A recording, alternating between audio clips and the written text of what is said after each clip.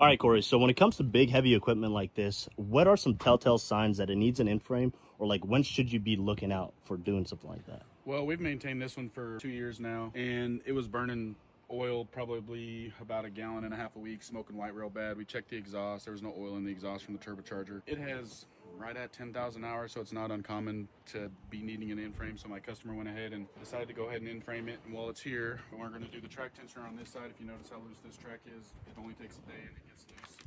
Our cylinder off the back here. We're going to rebuild it. It was leaking real bad. That's about it. All right, perfect. So if I need some equipment repair done, how do I get a hold of you, Corey? Call me anytime, text me anytime, 512-738-3815.